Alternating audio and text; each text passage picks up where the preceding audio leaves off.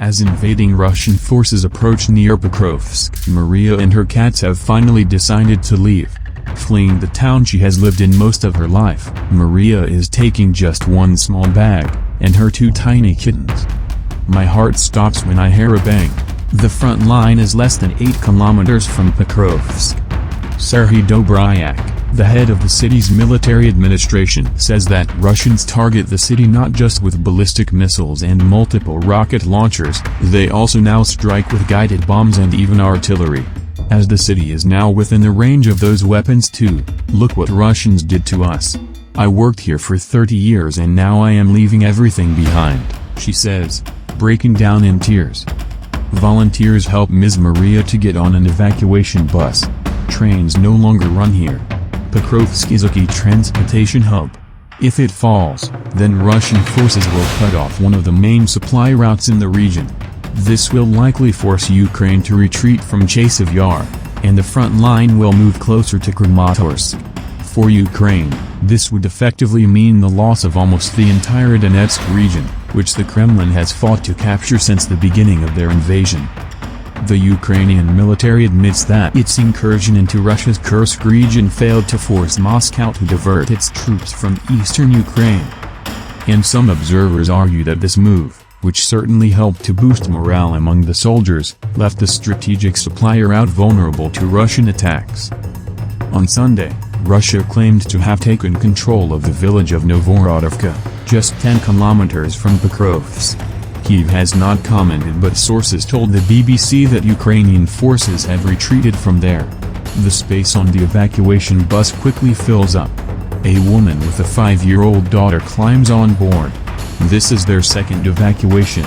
The first time it was in 2022 when they fled from a border town after Russia launched its full-scale invasion of Ukraine.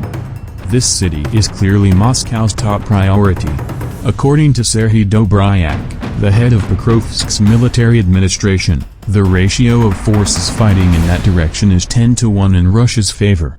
During its latest attack, Russia hit a substation in Pokrovsk, leaving half the city without power. The strikes also disrupted water supplies. The city is quickly becoming deserted. Just 2 months ago, 48,000 people were still living here. Today half of them have already left. Banks, supermarkets and most cafes are closed.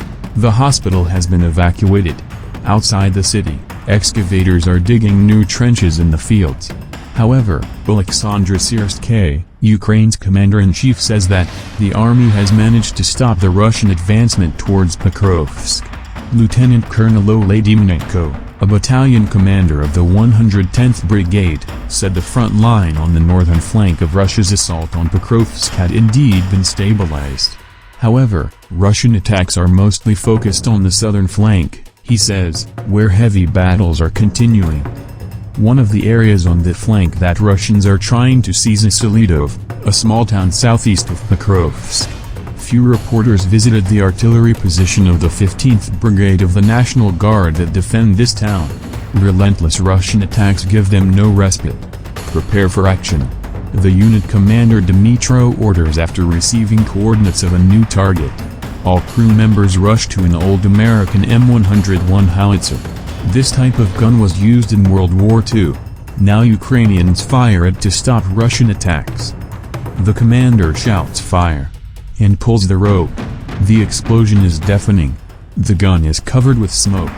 The fighting in his sector is very intense, says 31-year-old Dmitro.